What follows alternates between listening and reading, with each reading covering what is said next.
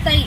కొందరు వాళ్ళ పంటను కాపాడుకోవడానికి కూడా వాళ్ళ పంటను కూడా నేనే కాపాడుతున్నాను.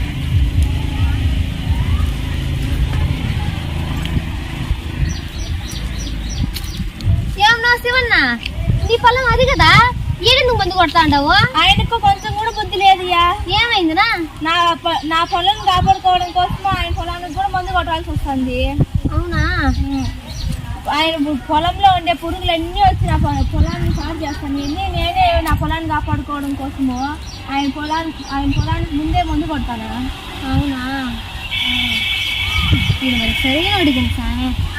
ఆడి గురించి తక్కువ అంచనా వేయొద్దు. నువ్వెవరునా? అతయ్య నాది కానీ తెలియదా? రూపాయి ఖర్చు లేకుండా ముందు కొట్టిస్తున్నావా? ఏమనుకుంటాను మన గురించా?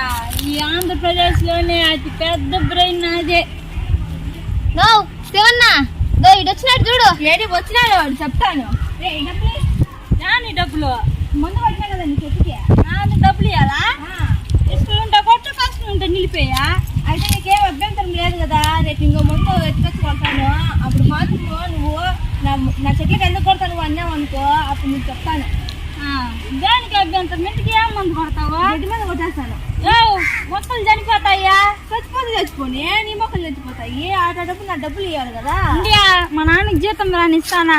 ఏంది ఇంత పెద్దోడు పోయినావు నువ్వు? ఇంకా మీ నాన్న జీతంతో ఆధారపడి ఉండవా? మా నాన్న నా ఇష్టమా? పోయి రాయ్యో, నేను ఎండలో ముందు కొట్టి అలసిపోయినా ఎక్కువ. రాపుదా మీతో మాట్లాడాలి.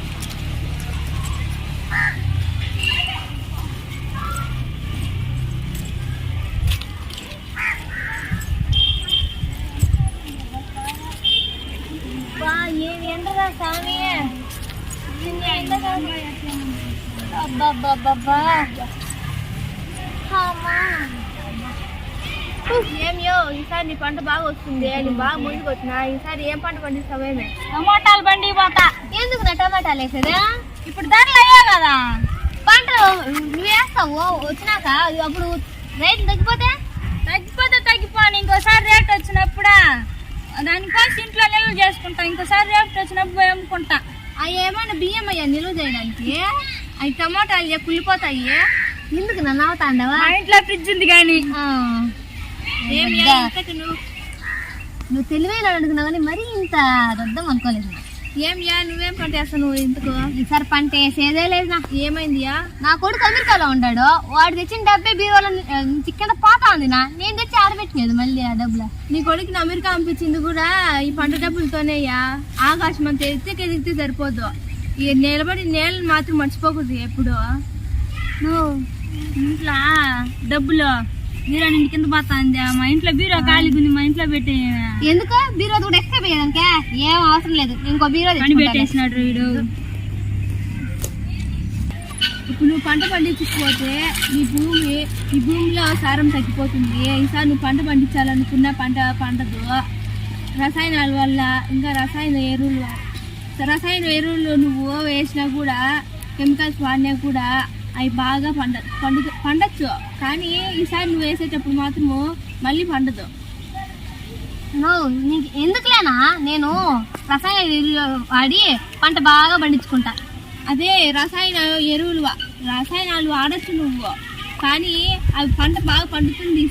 నువ్వు ఈసారి వేయాలనుకున్నా అది బాగా పండచ్చు, కానీ ఇది భూమిలో సారం అనేది తగ్గిపోతుంది.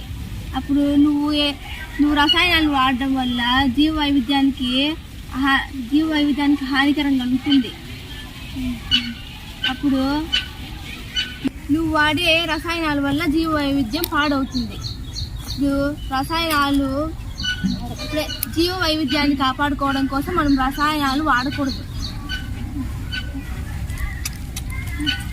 నా కొడుకు అమెరికా నుంచి ఫోను. హలో నాయనా,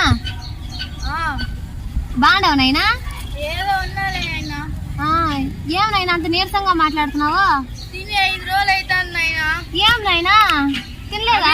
బియ్యమే దొరకడం లేదు నాయనా. అవునా? ఏమైంది నాయనా? ఏమైనా 4 రోజులు 5 రోజులు అయిపోతాను, తిని బియ్యమే లేవు నాయనా ఈడ. అవునా? నేను 4-5 బస్తాలన్నా ఇచ్చి పంపిస్తాలే నాయనా, నువ్వు బాధపడద్దు. సరే అయినా. నువ్వు పంటే అయిపోతే ఎట్లా చంపిస్తావు నీ కొడుక్కి? అవునా? ఎట్లా పంపిస్తావు? ఎందుకు అమెరికాలో బియ్యం దొరకడం లేదు? మన దేశంలో ఎగుమతి తగ్గిపోయింది అందువల్ల కొన్ని రకాల బియ్యాన్ని మాత్రమే తీసుకుంటాండ్రు. మనము తినడానికే తిండి లేదు, ఇంక వాళ్ళకే పంపించగలము. ఏందో ఇవన్నీ ఏందో మాట్లాడుతున్నాడు, ఏం అర్థం కాల నాకు. నాతో రండి, నేను చూపిస్తాను.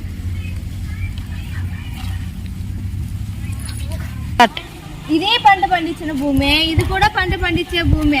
కొందరికి డబ్బులు ఎక్కువైపోయినాయని, నష్టాలు వస్తాయని, ఇంకా కష్టాలు వస్తాయని ఇలా ఖాళీగా వదిలేస్తున్నారు. నాతో పాటు రా. వాళ్ళంతా చెప్పు.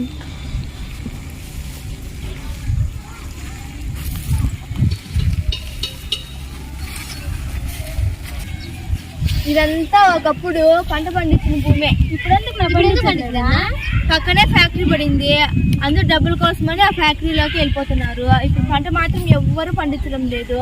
ఇంకా మనం జీవ వైవిధ్యాన్ని కాపాడుకోవాలి. మనము క్రిమికీటకాలు రసాయనాలు వాడడం వల్ల క్రిమికీటకాలు ఉపయోగపడేటివి అన్నీ చనిపోతున్నాయి. మనం ఇంకా జీవ వైవిధ్యాన్ని కూడా కాపాడుకోవాలి. రసాయనాలు వాడడం వల్ల మన ఆరోగ్యానికి హానికరము, ఇంకా జీవ వైవిధ్యానికి కూడా హానికరం. ప్రభుత్వానికి వ్యవసాయ రంగానికి అధిక ప్రాధాన్యతనిచ్చే రైతాంగాన్ని కాపాడుకుంటేనే మనము దేశంలో సుభిక్షంగా ఉండగలుగుతాం. టెక్నాలజీ లేకుండా ఉండగలుగుతామే కానీ తినే తిండి లేకుండా ఉండలేము. ఇప్పుడు అమెరికాలో ఉన్న పరిస్థితే రేపు మనకు కూడా వస్తుంది. జై జవాన్ జై కిసాన్.